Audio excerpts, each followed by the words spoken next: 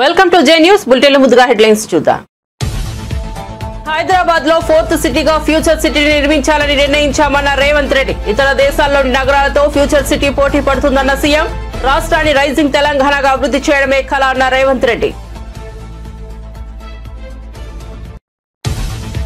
4 లక్షల కోట్ల పెట్టుబడులకు సంతకాలు చేశామన్న చంద్రబాబు. నిర్మాణ రంగం వేగంగా అభివృద్ధి చెందాలని కోరుకుంటున్నారని వ్యాఖ్య. 4 లక్షల కోట్ల పెట్టుబడులకు సంతకాలు చేశామన్న సీఎం.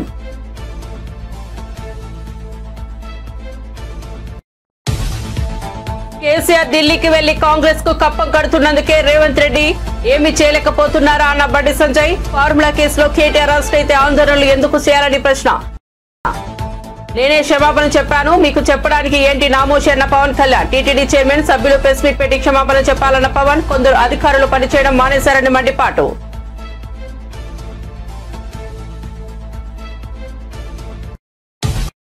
ఇక వార్త వివరాల్లోకి వెళ్తే కొత్త ఏడాదిలో రాష్ట్రంలో నిర్మాణ రంగం వేగంగా అభివృద్ధి చెందాలని కోరుకుంటున్నానని ఏపీ ముఖ్యమంత్రి చంద్రబాబు ఆకాంక్షించారు. గత వైసీపీ ప్రభుత్వ హయాంలో నిర్మాణ రంగం అధ్వానంగా మారిందని అన్నారు. తమను నమ్మిన ప్రజలు 93% స్ట్రైక్ రేట్ తో విజయాన్ని అందించారని, కూటమి ప్రభుత్వం అధికారంలోకి రాగానే రాష్ట్ర పునర్నిర్మాణాన్ని ప్రారంభించామని చెప్పారు. గుంటూరులోని చేబ్రోలు హనుమయ్య మైదానంలో నిర్వహిస్తున్న నరెట్కో ప్రాపర్టీ షోను చంద్రబాబు ప్రారంభించారు. ఈ సందర్భంగా మాట్లాడుతూ వ్యాఖ్యలు చేశారు. ప్రధాని మోదీ విశాఖకు వచ్చి 2 లక్షల కోట్ల అభివృద్ధి పనులకు ప్రారంభోత్సవాలు, శంకుస్థాపనలు చేశారని చంద్రబాబు తెలిపారు. నిర్మాణ రంగంపై 34 లక్షల మంది ఆధారపడి ఉన్నారని చెప్పారు.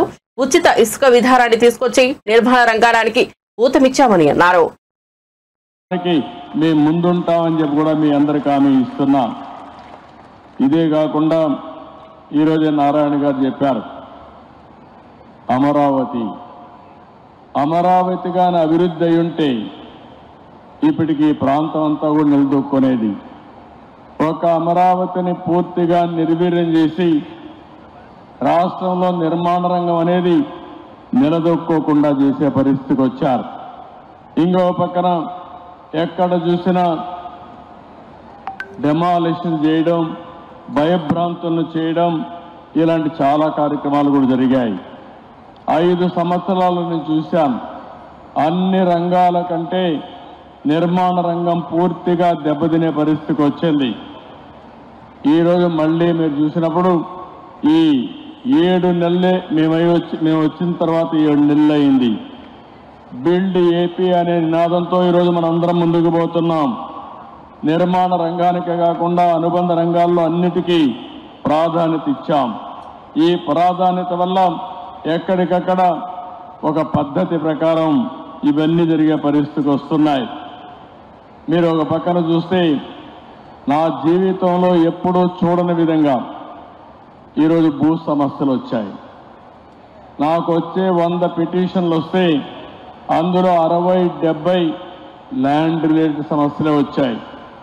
రికార్డ్స్ తారుమారు చేశారు, భూ కబ్జాలు చేశారు, ఒకరి భూమిని ఇంకొకరు రాహించారు. కడాన సొంత ఒక ల్యాండ్ టైట్లింగ్ యాక్ట్ కూడా తీసుకొచ్చి ఇష్టానుసారంగా చేస్తే అవన్నీ రద్దు చేసి ఈ ల్యాండ్స్ అన్నీ మళ్ళీ ప్యూరిఫై చేయాలంటే చాలా సమయం తీసుకొచ్చే పరిస్థితి వచ్చింది. నేను మిమ్మల్ని అందరూ కూడా నిర్మాణ రంగంలో ఉన్నారు కాబట్టి ఇప్పుడే తిరుపతిరావు గారు కానీ మీ వాళ్ళందరూ చెప్పారు, ఒక మాట చెప్పారు, మేము తప్పు చేయం, ఎవరైనా మాలో తప్పు చేసే వాళ్ళు ఉంటే గట్టి చర్యలు తీసుకోమని వాళ్ళు కోరారు.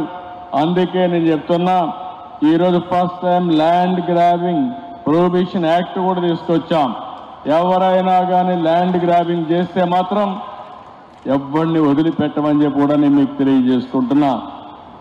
ఈరోజు ఏ విధంగా ఉంటాయంటే, ఈరోజు మీరు చూశారు టీడీఆర్ బాండ్లు, డబ్బులు తీసుకునేది ఒకరు, నష్టపోయింది ఇంకొకరు. ఈరోజు ఎక్కడికక్కడ దీన్ని కూడా ఒక పెద్ద ఫ్రాడ్ చేసే పరిస్థితికి వచ్చారు. నేను నారాయణ గారికి అదే చెప్పాను, దోషుల్ని వదిలిపెట్టకూడదు, అమాయకుల్ని పనిష్ చేయకుండా ఏ విధంగా చేయగలుగుతారో అది చేయడానికి కూడా ఈ ప్రభుత్వం సిద్ధంగా ఉందని చెప్పి కూడా నేను మీకు తెలియజేస్తున్నా. ఈరోజు మీరు అందరూ ఒకసారి గుర్తుపెట్టుకుంటే 2047 విజన్ డాక్యుమెంట్ ప్రధానమంత్రి గారు వికసిత్ భారత్ తయారు చేశారు. అదే సమయంలో ఆంధ్రప్రదేశ్ రాష్ట్రం స్వర్ణ ఆంధ్రప్రదేశ్ విజన్ డాక్యుమెంట్ తయారు చేశాం. అందులో కూడా 2.5 ట్రిలియన్ యుఎస్ ఎకానమీకి నాంది పలికెడుగా ముందుకు పోతున్నాం. ప్రతి ఒక్కరి తలసరి ఆదాయం $43,000 2047 ఉండాలని నిర్దిష్టమైన ప్రణాళికలు తయారు చేశాం. ఈరోజు మీరు చూస్తే 7 నెలలైంది మేము వచ్చి, ఇప్పటికీ 4 లక్షల కోట్ల వ్యయం. అన్ని రంగాలు కూడా పతనావస్థకు చేరిపోయినాయి. నిర్మాణ రంగం అయితే హైదరాబాద్ లో 4th సిటీగా ఫ్యూచర్ సిటీని నిర్మించాలని నిర్ణయించామని తెలంగాణ ముఖ్యమంత్రి రేవంత్ రెడ్డి అన్నారు. ఇతర దేశాల్లోని నగరాలతో ఫ్యూచర్ సిటీ పోటీ పడుతోందన్నారు. సిఐఐ గ్రీన్ బిజినెస్ సెంటర్ లో ఏర్పాటు చేసిన సిఐఐ జాతీయ కౌన్సిల్ సమావేశంలో పాల్గొన్న సీఎం మాట్లాడుతూ హైదరాబాద్ ను కాలుష్యరహిత నగరంగా చేయాలని లక్ష్యంగా పెట్టుకున్నట్లు చెప్పారు. రాష్ట్రాన్ని రైజింగ్ తెలంగాణగా అభివృద్ధి చేయడమే తన కళ అన్నారు. ప్రకృతి విపత్తులను ఎదుర్కోవడానికి హైదరాబాద్ సిద్ధమవుతోందని సీఎం అన్నారు. హైదరాబాద్ ను వరదలు లేని నగరంగా తీర్చిదిద్దాలనుకుంటున్నట్లు చెప్పారు. ఓఆర్ఆర్ ఆర్ఆర్ఆర్ ను అనుసంధానించే రేడియల్ రోడ్డు నిర్మించబోతున్నట్లు చెప్పారు. ఓఆర్ఆర్ ఆర్ఆర్ఆర్ మధ్య ఉన్న ప్రాంతం తయారీ రంగానికి కేంద్రంగా ఉండబోతోందన్నారు. నైపుణ్యాలు, ఉద్యోగ కల్పనపై ప్రధానంగా దృష్టి సారించినట్లు చెప్పారు. Supply for 2050 now. Regional ring planning is in process.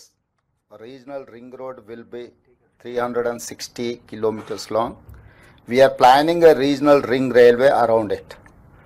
We will also have a radial roads connecting ORR and RRR, regional ring road. Between ORR and RRR will be manufacturing base, semi-urban, manufacturing in pharma, life sciences, aerospace, defense, EVs, solar, and so on. We have created a high focus on skills and jobs creation. My strategy is to become China plus one alternative for the world. Outside the RRR, that is rural Telangana, we will focus on agriculture, organic farming, cold storages, warehousing for farmers.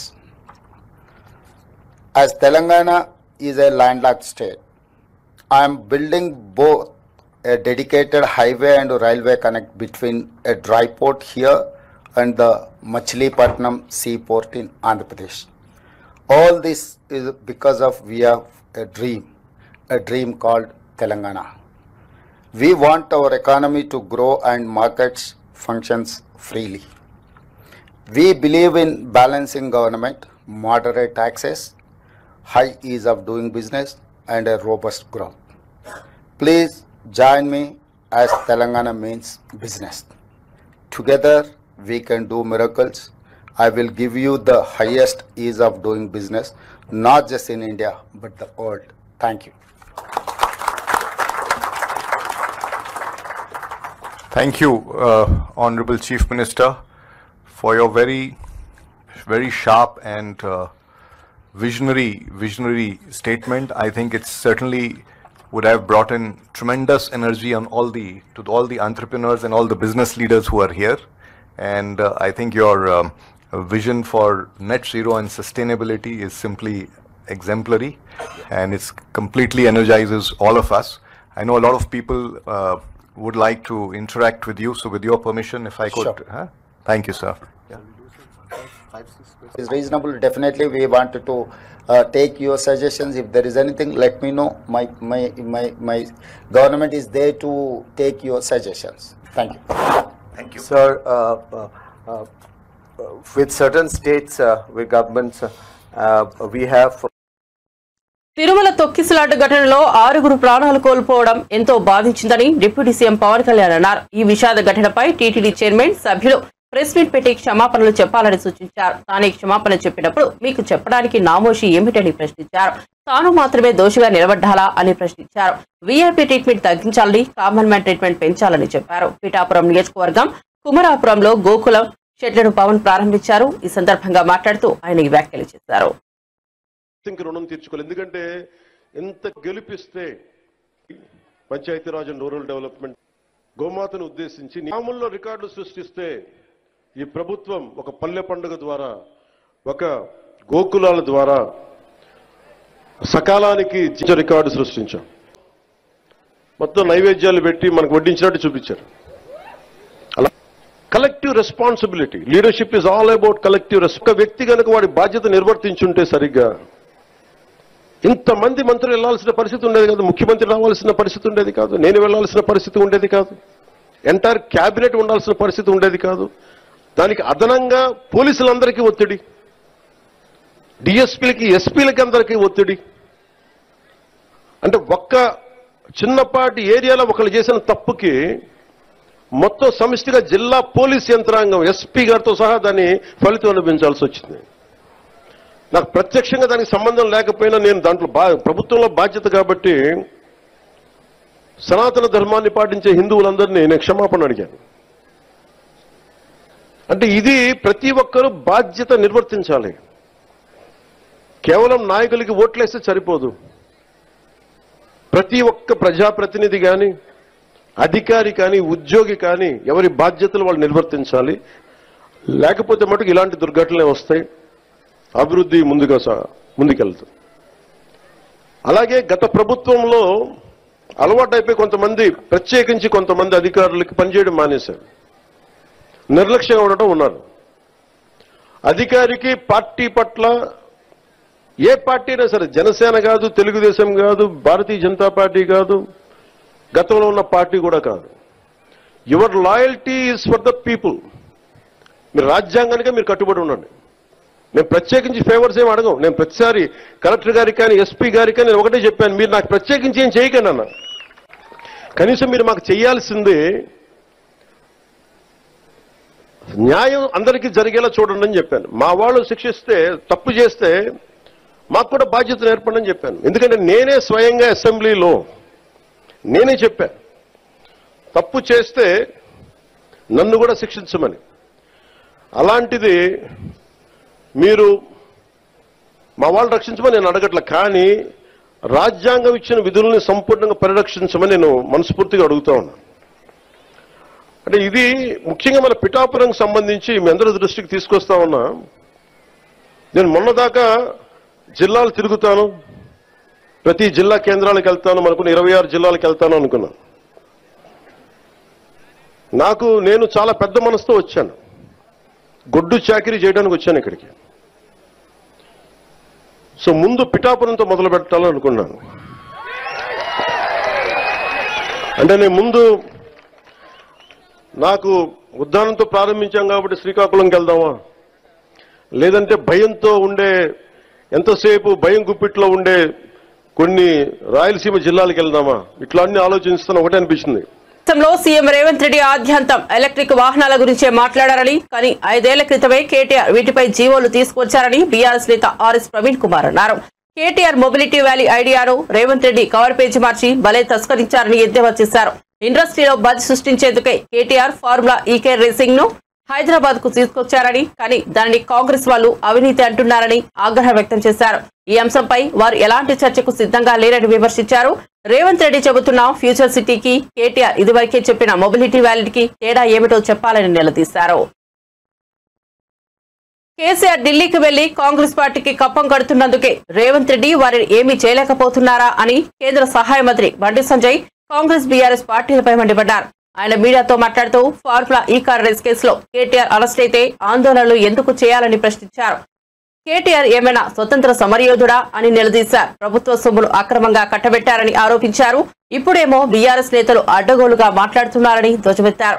Formula ఈ race లో cabinet ఆమోదం లేకుండానే విదేశీ కంపెనీకి అత్యవసరంగా కోట్లాది రూపాయలు విడుదల చేయాల్సిన అవసరం ఏమొచ్చిందన్నారు. ఫార్ములా ఈ రేస్ తో ప్రభుత్వానికి 700 కోట్ల లాభం వచ్చిందని కేటీఆర్ అంటున్నారని, మరి ఆ లాభాలు ఎక్కడి నుంచి వచ్చాయో చూపించాలని సవాల్ విసిరారు. కానీ ఈ చిన్న చిన్న సమస్యల పరిష్కారం కోసమే ఈరోజు అధికారులందరూ కూర్చొని మాట్లాడడం జరిగింది. టైం ప్రకారము ఈ పనులను పూర్తి చేసే ప్రయత్నం చేయాలని చెప్పి అధికారులను కూడా సూచించడం జరిగింది. తప్పకుండా వాళ్ళు సహకరిస్తాం, టైం లోపల ఈ పనులు పూర్తి చేస్తామని కూడా చెప్పి కూడా హామీ ఇవ్వడం జరిగింది. ముఖ్యంగా కరీంనగర్ రైల్వే స్టేషన్ దేశవ్యాప్తంగా నరేంద్ర మోడీ గారి ప్రభుత్వం అమృత్ భారత్ స్కీమ్, దీని ద్వారా ఆదర్శ రైల్వే స్టేషన్లను నిర్మించాలని చెప్పి నరేంద్ర మోడీ గారి ప్రభుత్వం నిర్ణయించిన తర్వాత దేశవ్యాప్తంగా 1350 రైల్వే స్టేషన్లను ఈ అమృత్ భారత్ స్కీమ్ కింద ఆదర్శ రైల్వే స్టేషన్గా తీర్చిదిద్దాలని చెప్పి నిర్ణయించడం జరిగింది. దానిలో భాగంగానే కరీంనగర్ రైల్వే స్టేషన్ కూడా ఆ రోజు నా విజ్ఞప్తి మేరకు కేంద్ర ప్రభుత్వము రైల్వే శాఖ మంత్రి గారు కరీంనగర్ రైల్వే స్టేషన్ కూడా ఈ ఆదర్శ రైల్వే స్టేషన్ గా తీర్చిదిద్దాల్సిందని చెప్పి మా రిక్వెస్ట్ మేరకు వారు దాన్ని చేర్చడం జరిగింది. ఆ రోజు వారికి కృతజ్ఞత చెప్పినాం. దానిలో భాగంగా ఈ టెర్మినల్ స్టేషన్ గా దీన్ని తీర్చిదిద్దడానికి కరీంనగర్ రైల్వే స్టేషన్ ను తీర్చిదిద్దడానికి ఇవాళ అన్ని ఏర్పాట్లు కూడా పూర్తి కావడం జరుగుతున్నది. దాదాపు 70% పనులు పూర్తి అయిపోయినాయి. ఇంకో 20% పనులు ఇంకా పూర్తి కావాల్సినది. ఈ రైల్వే స్టేషన్ ను మార్చినే ప్రారంభించాలని చెప్పి ఆ లక్ష్యం పెట్టుకుని ఈరోజు అధికారులు చాలా సీరియస్ గా పనిచేస్తున్నారు. నిజంగా రైల్వే శాఖ అధికారులను నేను ఈ సందర్భంగా పూర్తిగా అభినందిస్తున్నా. ఈ రైల్వే స్టేషన్ సంబంధించి పనులన్నీ చాలా సీరియస్ కోట్ల రూపాయలతో ప్రారంభించినటువంటి ఈ ప్రాజెక్టు అంచనాలు ఏ అకౌంట్లో పైసలు అవి ఎవరికి ఇచ్చినావు? 700 కోట్ల ఆరోపణలు వచ్చినప్పుడు ఊకే బీఆర్ఎస్ జలగా కడిగిన ముత్తులక బయటకి వచ్చాక మాట్లాడు. ఇప్పుడు కనీసము దాని మీద మాట్లాడే ముందు ఇవాళ నువ్వు కనీసం కేబినెట్ అనుమతి లేకుండా అన్ని కోట్ల రూపాయలు ఏ విధంగా చెల్లిస్తావు? ఎవరైనా చెల్లించినావు? ఇంత ప్లాన్ ప్రకారం అంటే ప్రజల దృష్టి మళ్లించడానికి వీళ్ళు నీతివంతులుగా చెప్పుకోవడానికి వీళ్ళంతా ప్లాన్ చేస్తున్నారు. కేసీఆర్ కుటుంబం అంటేనే అవినీతి కుటుంబం. ఇది ఇంకా బయటకు వస్తాయి.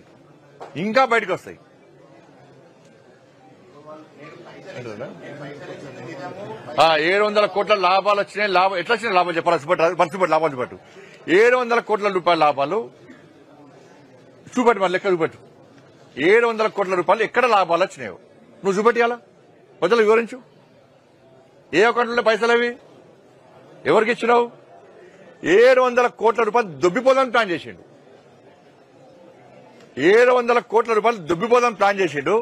ఇలా మళ్ళా ఏం చెప్తుండే 700 అది కుదరలే కాబట్టి ఇప్పుడు 700 కోట్ల లాభం వచ్చింది. మళ్ళా దానికి ఒక వక్ర భాష చెప్తుండే ఇవాళ.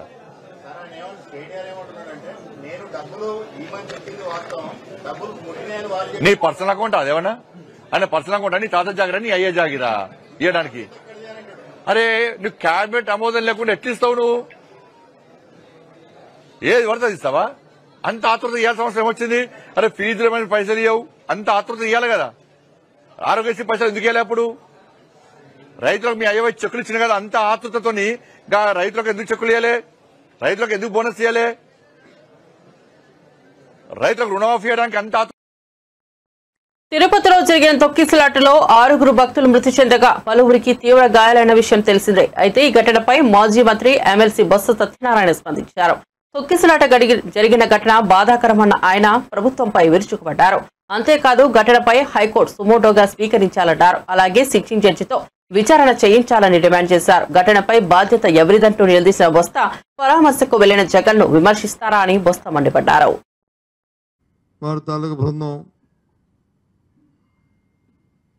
మంత్రులు ఒక 6 మంత్రులు, వారితో పాటు వారి డిప్యూటీ ఉప ముఖ్యమంత్రి మరి బృందం అంతా కూడా వెళ్ళింది. ఈ దైవ నిర్ణయం అని అంటారు. అసలు నాకు ఏమనాలో అర్థమాలే.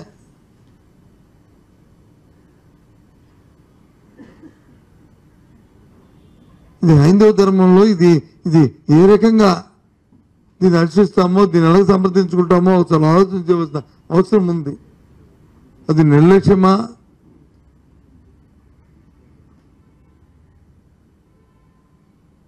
ఈ కార్యక్రమం నాకు అర్థం అవ్వలే. అసలు నేను సూటిగా ఈ ప్రభుత్వాన్ని ప్రశ్నిస్తున్నాను. ఎంతసేపు నేను చూస్తున్నాను ముఖ్యమంత్రి గారి తాలూకా ఆయన తన ఆహాలు భావాలు, వాళ్ళతో మాట్లాడిన విషయాలు, ఆ సందర్భాలు, వాళ్ళ దగ్గర నుంచి తెలుసుకుంటున్న విషయాలు, తిరిగి మీరు వ్యక్తపరుస్తున్న అభిప్రాయాలు అన్నీ కూడా చూశా.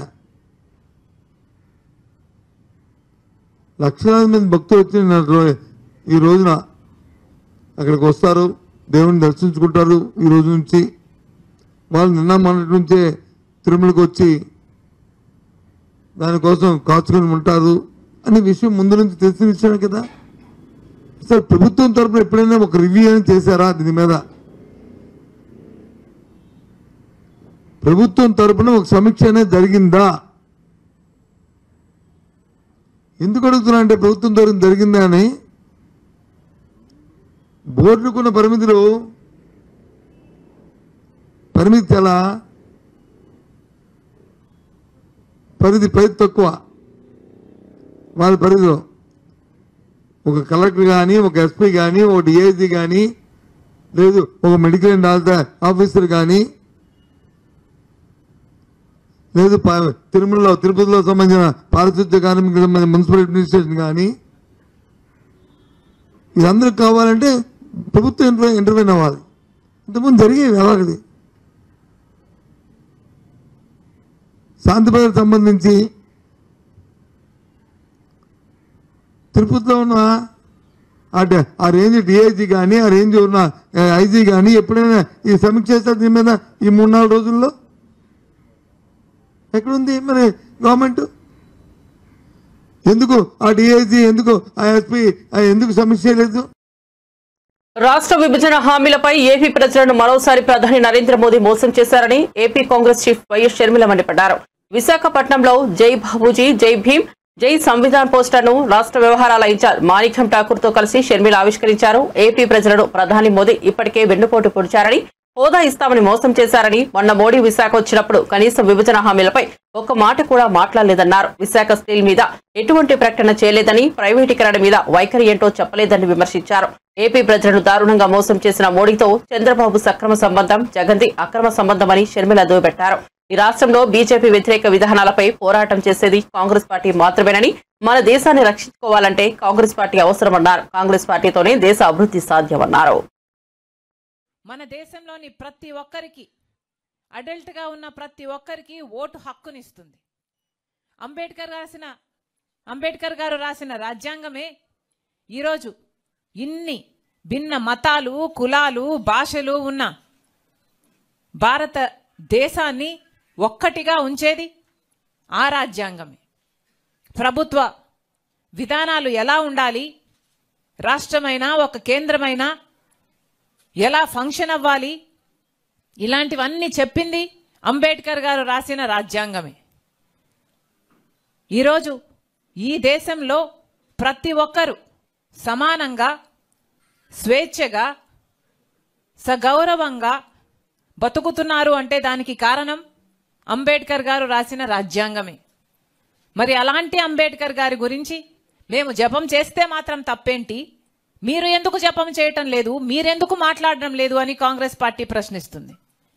ఈరోజు అంబేద్కర్ గారు గురించి మాట్లాడితేనే మీకు అంత తట్టుకోలేకపోతున్నారే, మీరు రాజ్యాంగాన్ని కాపాడతారని కానీ, రిజర్వేషన్లు మీరు ఇంకా బ్రతికిస్తారని కానీ సామాన్య ప్రజలు ఎలా నమ్మాలి? అంబేద్కర్ గారంటే ఎవరండి?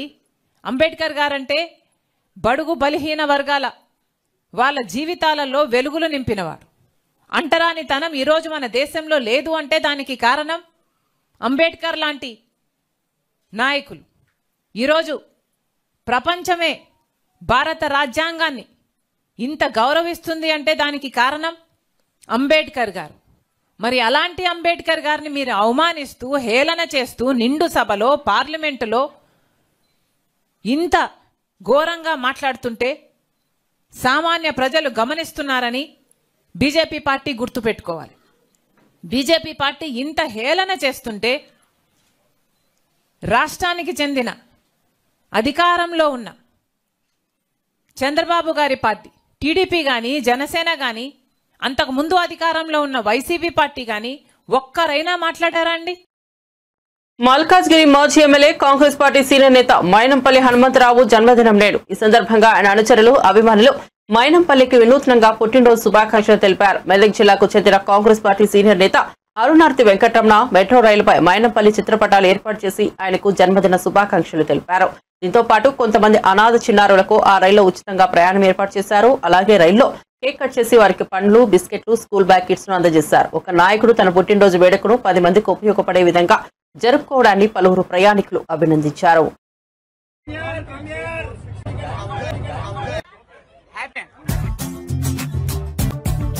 పేదల పెన్నిది, మా ఆరాధ్య దైవులు, మన నాయకులు మైనంపల్లి హనుమంతన్న గారికి హృదయపూర్వక జన్మదిన శుభాకాంక్షలు. వారి యొక్క జన్మదినాన్ని పురస్కరించుకొని ఈరోజు అనాథ పిల్లలని మెట్రో స్టేషన్ తీసుకొచ్చి వినూత్న రీతిలో వారికి జన్మదిన శుభాకాంక్షలు తెలపాలని మనస్ఫూర్తిగా వారికి భగవంతుడు నిండు నూరేళ్లు ఆరోగ్యాలతో అష్టైశ్వర్యాలతో జీవితాన్ని ప్రసాదించాలని మనస్ఫూర్తిగా భగవంతుని ప్రార్థిస్తున్నాను. ప్రపంచంలోనే అత్యంత పవిత్రమైన క్షేత్రంగా ఉన్న తిరుపతిలో తొక్కిసలాట ఘటనపై సీఎం చంద్రబాబు తీసుకున్న చర్యలు హైడ్రామాను తలపిస్తున్నాయని మాజీ మంత్రి వైఎస్ఆర్సీపీ గుంటూరు జిల్లా అధ్యక్షుడు అంబటి రాంబాబు ఆరోపించారు. తిరుపతి తొక్కిసలాట ఘటనకు బాధ్యులైన TTD chairman, EO, JEO, Tirupati ఎస్పీలపై చర్యలు తీసుకునే ధైర్యం చంద్రబాబుకు లేదని అన్నారు. వైఎస్ఆర్సీపీపై అక్రమ కేసులు బనాయించేందుకై ఈ నలుగురితో కూడిన క్రిమినల్ ముఠాను చంద్రబాబు తిరుమల తిరుపతిలో నియమించుకున్నారని ఆరోపించారు. ఈ ముఠాకు నాయకుడు చంద్రబాబేనని విమర్శించారు. తొక్కిసలాటకు బాధ్యులుగా కింది స్థాయి ఉద్యోగులపై చర్యలు తీసుకోవడం దారుణమని అన్నారు. గుంటూరు క్యాంప్ కార్యాలయంలో మాజీ మంత్రి వైఎస్ఆర్సీపీ గుంటూరు జిల్లా అధ్యక్షుడు అంబటి రాంబాబు మీడియాతో మాట్లాడారు. మొన్న తిరుమల తిరుపతి దేవస్థానానికి సంబంధించినటువంటి వైకుంఠ ఏకాదశి సందర్భంగా వైకుంఠ ద్వార దర్శనానికి భక్తులు వెళ్లేందుకు టోకెన్లు జారీ సందర్భంగా తొక్కిసలాట జరగటం, 6 భక్తులు మరణించటం, అనేక మంది అస్వస్థులు కావటం అనేది చాలా పెద్ద విషయం. ఇది ప్రభుత్వాలు, ప్రజలు, భక్తులు, దేశంలో ఉన్న ప్రతి వారు కూడా చాలా సీరియస్గా తీసుకోవాల్సినటువంటి అంశం. ఇలాంటి అంశాలు మళ్ళా తిరిగి శ్రీ శ్రీ శ్రీ శ్రీ ఏడుకొండల స్వామి వారి సన్నిధిలో జరగకోకుండా అన్ని జాగ్రత్తలు మనం తీసుకోవాల్సినటువంటి పరిస్థితులు ఉన్నాయని ఈ సందర్భంగా నేను మనవి చేస్తున్నా. జరిగిన విషయం ఏదో చిన్న విషయంగానో, లేదు మర్చిపోయే విషయంగానో, లేదు చూసి చూడనట్టుగా వదిలేసే విషయంగానో, లేదు చిరు ఉద్యోగులు 2-3 సస్పెండ్ చేసేసి పంపించే విషయంగానో దీన్ని భావించడం అనేది చాలా ప్రమాదకరం, చాలా బాధాకరం. అలా చేస్తే ప్రజాస్వామ్యంలో ప్రజలు క్షమించరు, భగవంతుడు శ్రీ వెంకటేశ్వర స్వామి కూడా క్షమించని ఈ సందర్భంగా నేను మనవి చేస్తున్నా. ఆ విషయాలను నేను ఎందుకు చెప్తున్నానంటే, ఈ సంఘటన జరిగిన వెంటనే తక్షణమే యాక్షన్ తీసుకున్నారు, 2 సస్పెండ్ చేశారు అని గొప్పగా చెప్పుకోవడానికి ఆ పత్రికలు ప్రయత్నం చేశాయి, ఆ టీవీలు ప్రయత్నం చేశాయి. నేను ఇక్కడ చెప్పదలుచుకున్నది ఏమిటంటే, చాలా స్పష్టంగా నేను ఒక విషయాన్ని ఆంధ్ర రాష్ట్ర ప్రజానీకానికి, భక్తులకి తెలియచేయాలని అనుకుంటున్నాను. చంద్రబాబు నాయుడు గారు తీసుకున్నటువంటి యాక్షన్ నేను ఆరోపిస్తున్న ఇది డ్రామా. కరెక్ట్ యాక్షన్ తీసుకోవడంలో చంద్రబాబు నాయుడు గారు తటపటాయిస్తారు. బులెటిన్ ముగించే ముందు హెడ్లైన్స్ మరోసారి చూద్దాం. హైదరాబాద్ లో 4th సిటీగా ఫ్యూచర్ సిటీని నిర్మించాలని నిర్ణయించామన్న రేవంత్ రెడ్డి. ఇతర దేశాల్లోని నగరాలతో ఫ్యూచర్ సిటీ పోటీ పడుతుందన్న సీఎం. రాష్ట్రాన్ని రైజింగ్ తెలంగాణగా అభివృద్ధి చేయడమే కల అన్న రేవంత్ రెడ్డి. 4 లక్షల కోట్ల పెట్టుబడులకు సంతకాలు చేశామన్న చంద్రబాబు. నిర్మాణ రంగం వేగంగా అభివృద్ధి చెందాలని కోరుకుంటున్నారని వ్యాఖ్య. 4 లక్షల కోట్ల పెట్టుబడులకు సంతకాలు చేశామన్న సీఎం.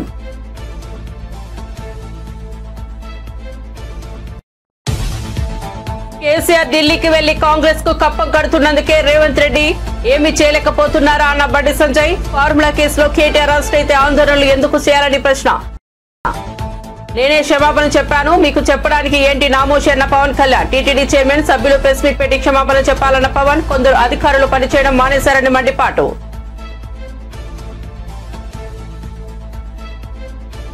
అప్డేట్స్ కోసం చూస్తూనే ఉండండి జై న్యూస్.